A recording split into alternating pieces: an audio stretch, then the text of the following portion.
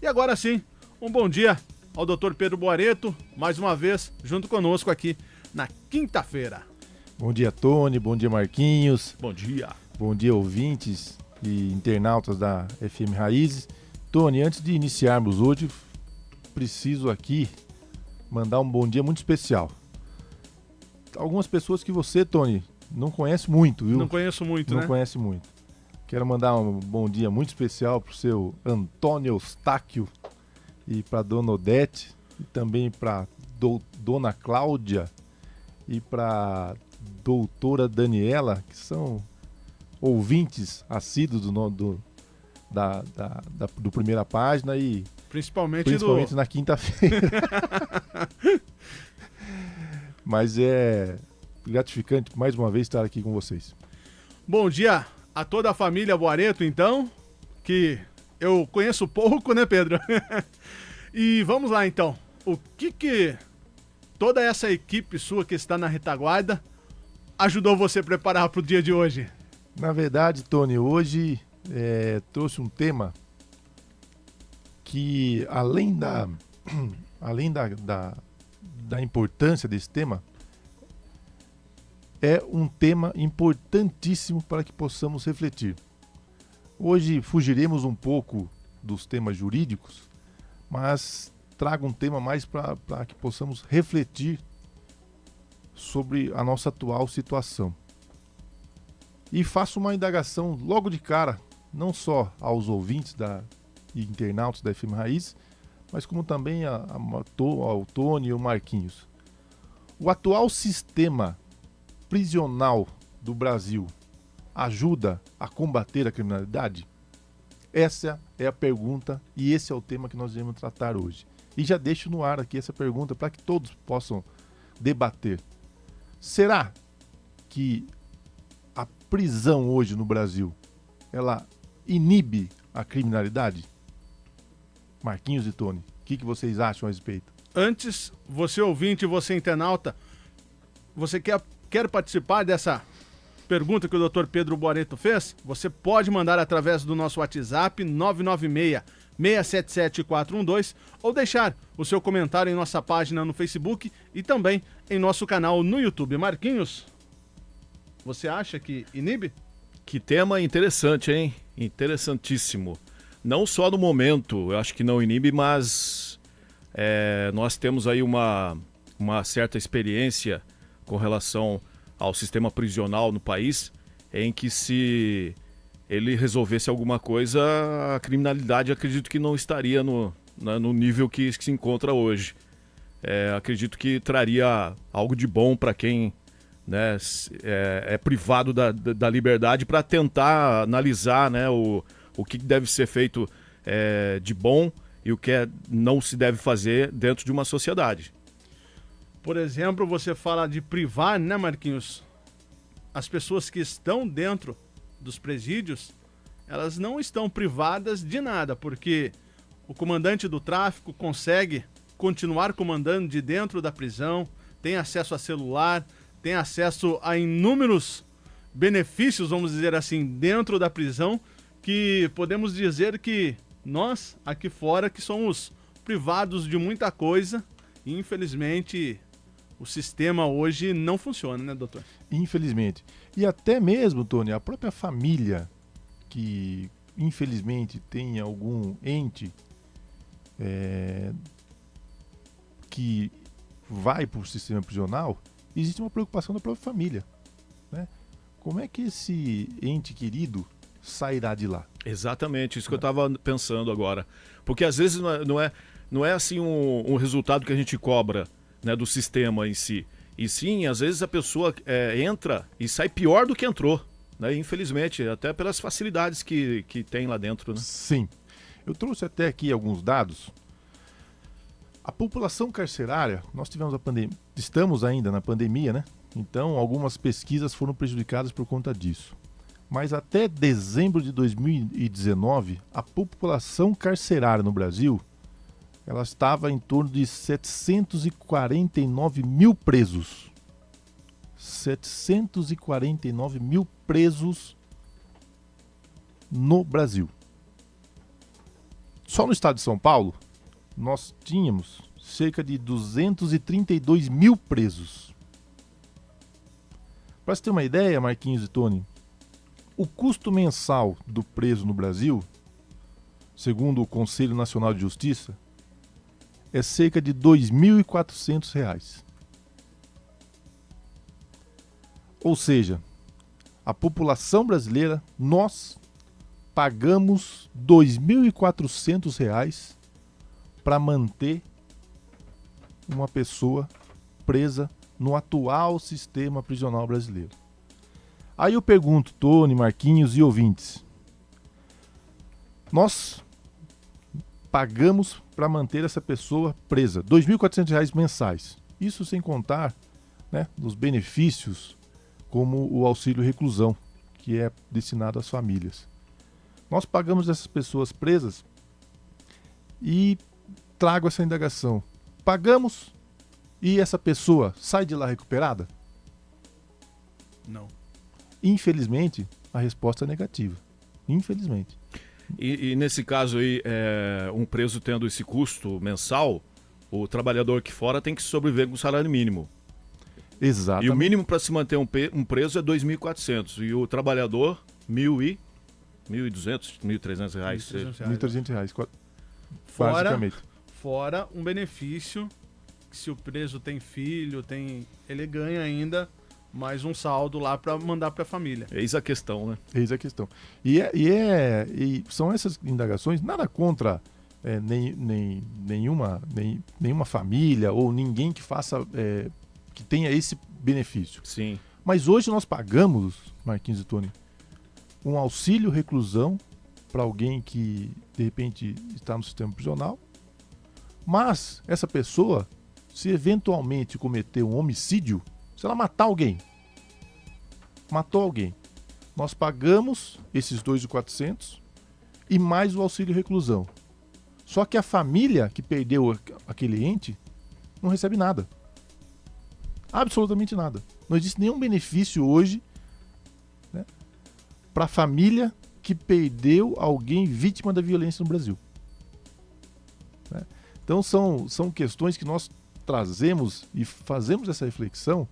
Eu até peguei aqui alguns dados, né, de pesquisas importantes que foram realizadas no nosso país, que inclusive segundo o Instituto Brasileiro de Ciências Criminais, que inclusive também contou com a participação da Defensoria Pública do Estado de São Paulo, 42,5% das pessoas com processos registrados no Tribunal de Justiça em 2015 de todo o país, 42,5% dessas pessoas que contavam com processos registrados no Tribunal de Justiça, elas voltaram a cometer algum delito até dezembro de 2019.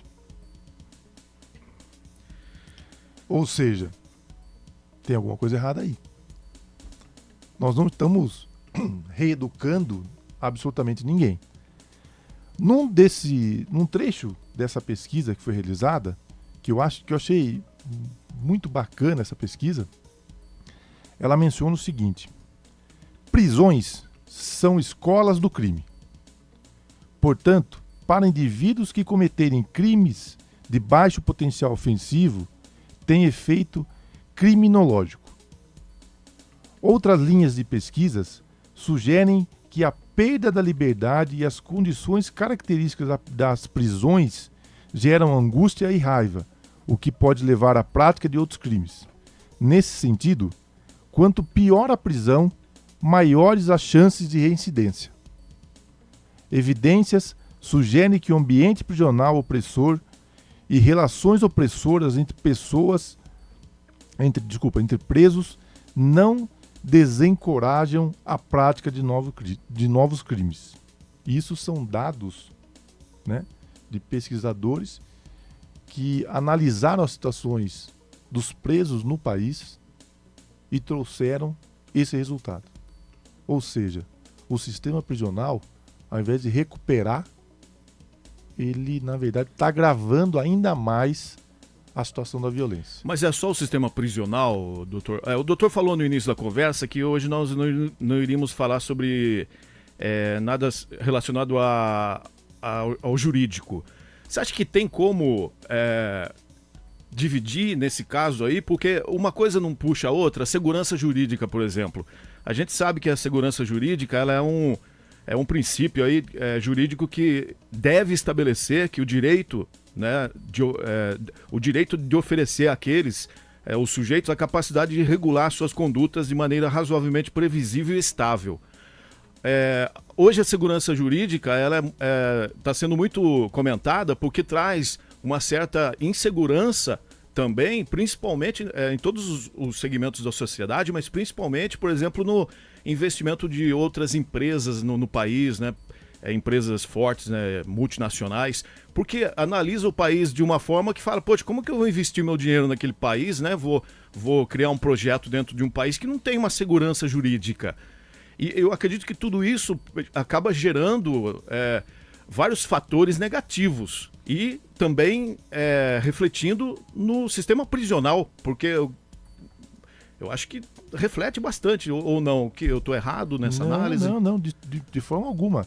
Na verdade, a questão da segurança jurídica hoje no país, e principalmente a impunidade hoje, que muitas pessoas têm essa sensação de impunidade. Hoje a justiça brasileira, o que se ouve aqui fora, é que ela só funciona para quem, infelizmente, não tem condições financeiras. É o que nós estamos vendo aí, né? Infelizmente, para quem não tem condições financeiras. Nós não vamos entrar no mérito da questão, mas todo mundo está sabendo o que está acontecendo, né? Com o STF e tal, enfim. Eu acho que é mais ou menos a opinião do Paulo Dalfabro, que encaminhou aqui através do nosso WhatsApp. Ele fala que deveria testar uma punição mais dura, porque a nossa lei é muito branda. Além da questão da legislação, na verdade, o crime é cometido não porque a lei é mais severa ou menos severa. O crime, na verdade, hoje é cometido porque o criminoso acha que nada vai acontecer. Nada vai acontecer. Principalmente se ele tiver colarinho branco, né? E mais que isso, se ele for preso, ele vai ter lá as suas refeições, né? O seu Wi-Fi, a sua televisão, todas as condições para que ele se mantenha durante um período. E mais que isso, a sua família vai ser sustentada por nós. Essa é a sensação que hoje impera. O que nós precisamos hoje? Não é pura e simplesmente alterar a legislação e exigir que penas maiores para esses casos. Porque penas maiores para esses casos implicam em nós bancarmos mais ainda, por um tempo maior, essas pessoas lá. Acho que chegou um momento, Tony Marquinhos, de nós realmente refletirmos se não está na hora de alterarmos essa questão do cumprimento de pena. Ah, Pedro, mas você está dizendo que não tem que deixar a pessoa presa? Muito pelo contrário. Inclusive eu ia entrar nesse detalhe porque o Clodo Vieira, ele mandou aqui. Mas o que você propõe então? Deixar o criminoso solto? Ele falou que não estava entendendo. Não é deixar o criminoso solto, né? Muito pelo contrário. Mudar... Muito pelo contrário. E se nós, hoje, aqui fora, para que nós possamos nos manter, nós temos que trabalhar. Não é isso? Exato. E se nós alterarmos essa ideia de sistema prisional? E se dentro do sistema prisional brasileiro, o preso, o detento hoje, tivesse que trabalhar para se manter lá dentro? Para se sustentar lá dentro. Mas é o que alguns cobram e aí os direitos humanos já vêm em cima. Direitos humanos, hoje, a questão, com todo respeito a quem defende muito essa tese de direitos humanos, mas e nós aqui fora? Nós não temos que trabalhar para se manter, para se sustentarmos, né? Então, se o pessoal de direitos humanos, de repente, questionar essa ideia, né? Que é apenas uma ideia de reflexão. Existem várias ideias, como muitos aí sugerem a terceirização do sistema prisional, né? Também é uma ideia. Se vai funcionar ou não, nós precisamos discutir isso. Agora, o que não dá é para simplesmente continuarmos pagando R$ 2.400 para manter alguém no sistema prisional e essa pessoa sai de lá pior do que entrou. Mas, doutor... Só para completar falar, aqui, Antônio. o Erivaldo Almeida também mandou aqui, o sistema presidiário é uma piada. Tantos benefícios, inclusive visitas íntimas, que é um absurdo. E tem que mudar tudo. A pessoa é livre para tomar suas decisões. Se cometer um crime, que pague da maneira mais rígida. Também aqui a participação da Vanessa Fato. Infelizmente não é só sensação de impunidade, e sim uma grande realidade. E para finalizar, pergunta se firma é obrigatória. Se alguma empresa é obrigatória pegar algum ex-presidiário. Ex-presidiário. Quando a pessoa sai. Tem a obrigação ou não? Não existe a obrigatoriedade. Existe algum benefício se... Existem algumas parcerias realizadas, mas não existe a obrigatoriedade, né? Que é algo também que nós podemos até pensar, né? De repente, conceder maiores benefícios, né? Diante da contratação de alguém que realmente esteja recuperado do sistema prisional. A empresa que contratar alguém, né? O que eu ia perguntar também, doutor Pedro, é o seguinte: a gente às vezes tem a oportunidade, eventualmente, de conversar com algum ex-presidiário que saiu da cadeia, e não sei se alguém já teve a oportunidade de conversar e alguém falar bem de quando estava lá dentro. Falar que lá é tudo maravilhoso, tem internet, tem televisão, tem tudo. Se lá dentro não é tão bom assim, aonde que é investido esses R$ 2.400 por presidiário? Marquinhos, hoje o presidiário, né, dentro desse sistema prisional, gasta-se muito na segurança para manter essas pessoas ali, né, todo o aparato, né, da estrutura para manter essas pessoas ali. Nós temos a questão de alimentação dessas pessoas, né. Quem está lá dentro reclama muito disso, mas infelizmente é esse o valor gasto, né? 2.400, segundo a pesquisa que foi realizada pelo Instituto de Ciências Criminais Brasileiras. Agora, os familiares que aqui estão, né, fora, que contam com alguém que está lá dentro, que sai reclamando de todo o sistema, infelizmente, não tem a garantia e principalmente a perspectiva de que essa pessoa possa realmente, olha, foi para lá, cometeu um deslize ou algum tipo de delito, né? Se arrependeu, pagou pelo que fez e saiu recuperado. Mas nem todos. Alguns conseguem. Alguns ainda conseguem, né?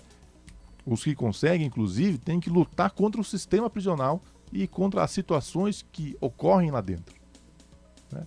Algo que hoje você ainda observa alguns presos dentro do sistema prisional que são pessoas que estão ali, que realmente cometeram algum crime, algum delito, mas que se arrependeram, que prestam serviços ainda, mesmo que administrativos, que colaboram com o sistema. Você, quando visita uma unidade prisional hoje no país, você observa alguns presos trabalhando, né? São poucos, deveria ser uma regra, né? Infelizmente, esses que trabalham têm que obedecer às regras das pessoas daqueles que não trabalham, mas que comandam todo esse sistema, né? Infelizmente, é essa a nossa realidade. Pedro, nosso tempo está se esgotando. Um assunto muito gostoso de se debater, Assunto porque do tivemos programa todo. Bem lembrado, um assunto. Tivemos várias participações aqui pelo nosso WhatsApp. A Cibele Bueno fala que deveria ser mais rígida e acabar com a regalia que eles têm lá dentro.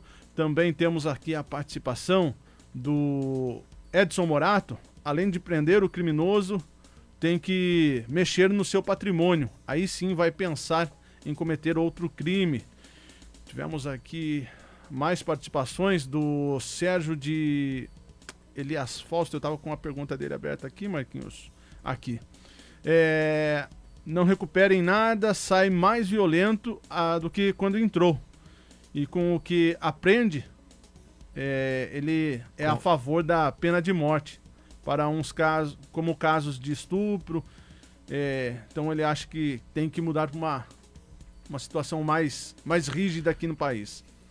Pedro, quero agradecer a sua participação na manhã dessa quinta-feira e desde já, obrigado por trazer um assunto tão atual e importante em meio à nossa sociedade. Eu que agradeço, Tony, Marquinhos, e até aproveitando um pouquinho o gancho dessa pergunta que foi feita, deixo até uma reflexão também, mais uma reflexão. Com o nosso Supremo Tribunal Federal, da forma que tem se posicionado em diversos casos, será mesmo que a pena de morte do Brasil funcionaria? Essa é a reflexão que eu deixo a todos.